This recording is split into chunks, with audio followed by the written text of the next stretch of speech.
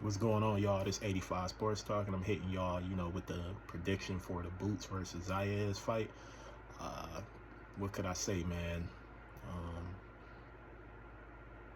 this is like a legacy fight, not a huge one, but a legacy, fight. Because on a simple fact that, you know, Zayas, man, 23-year-old unified champion at 154. He didn't have to take this fight. For him to take this fight, man, he get all the credit in the world for it. And I don't want to hear, you know, Boots not getting credit if he get the victory. A lot of people say 50-50. I'm gonna say 70-30 Boots. Boots got the experience, not just with championship rounds and things of that, but he got 34, 35 fights. That's a lot of fights. Xander got about 24, I believe. A lot of people, talk about the resumes, and I understand that. I get it on the resume side, but Boots been stepping up the competition. He got a tune-up. A lot of people gave him slack for that. A tune-up is understandable when you're moving up a weight division. Everybody don't do the Earl Spence and don't take tune-ups is fine. There's a lot of controversy around his fight against Lima, but because he, could have came in and fight Bakram, and I get it, I understand that, understandable, but here we are, man. I ain't here to sit here, try to criticize somebody's resume, but the dude, he's stepping it up. It's a good step up fight.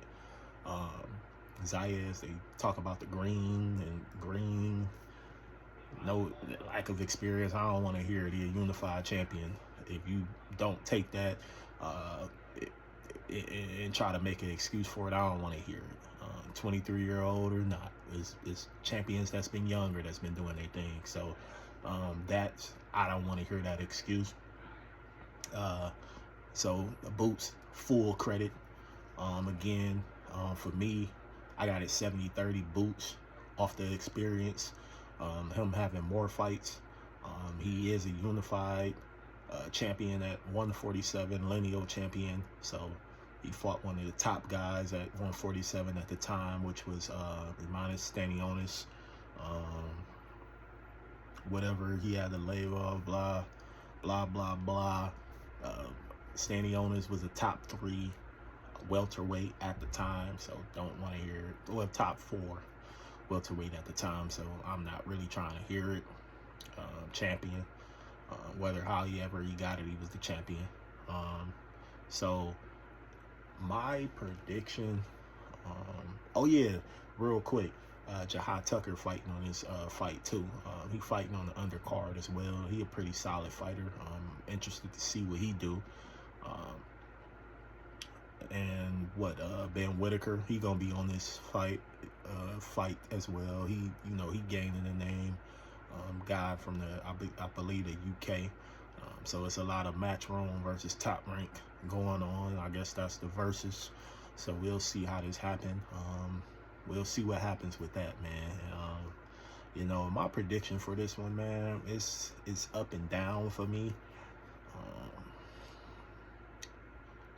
I want to say the knockout for Boots, but Xander, he a strong kid. He don't have a lot of punching power. I think that's going to be a detriment to him. You talk about the size, but Boots, I think Boots is fully, acclimated to the weight. He should have been at 154. He was draining himself, but he put his foot in his mouth saying, "Oh, I can make 147," and you clearly can see standing on his fight, he wasn't looking too healthy at 147. So he do look like he fully acclimated to it. I always think the second to third fight is a go.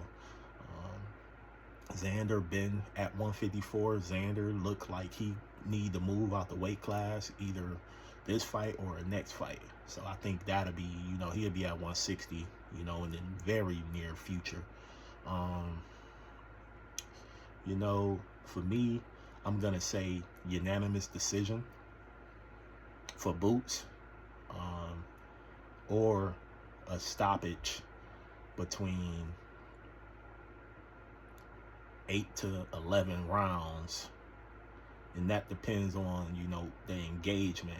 If Xander get it too aggressive, I think it'll be a short night for him. I think he need to go and box. Boots got power, clearly got power. 35, you know, wins 31 by knockout. So everybody talk about the competition, but you only can fight who you in the ring with. The guy been taking people out. KO percentage is excellent. Xander, you know, with him 24 wins, 13 knockouts, he don't really have much punching power. Doesn't, you know, that's what I could say about that. You know what I'm saying? That's a little over half percentage, but so you know the power gonna favor Boots. I think Xander needs to absolutely box in this fight, not get too aggressive. Xander is a very good boxer, so I'm looking to see, you know, how he, you know, get it done as far as the movement and thing. He athletic. I think that'll give Boots some problems earlier on in the rounds. I don't think Boots really been with have fought a athletic fighter, so we'll see what happens. But I do got either if Zayas do his game plan, fight his game plan, which I feel like he should box, I think it'll go 12 rounds, unanimous decision, Boots. I just don't see, or, you know, depending on how the aggression, you know, comes up, I think Boots can get the stoppage between, you know what, I'm gonna say 7 and 10 rounds. I'm gonna put my money on the stoppage.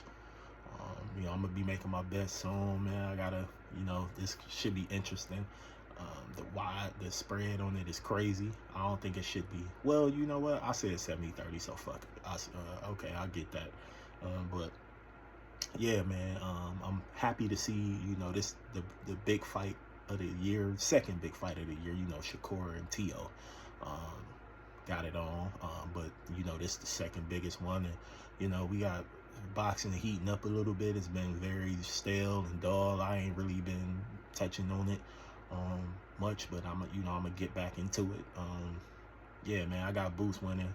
I just think Boots is gonna be too much for him. He acclimated at 154. The speed, the power, the footwork, the combinations. I think you're gonna see it all in display tonight. And you know, we gonna see, you know, the evolution of Boots tonight, man. I really do feel that way. We're gonna see, man. I'll be back with y'all with the recap, man. I cannot wait to see this fight. It's here. Been patiently waiting, and man, I'll be back with y'all, you know, with the recap, and I'm gonna be consistent with that, man. So, man, everybody enjoy the fight, and I'll be back with y'all, and I'm out.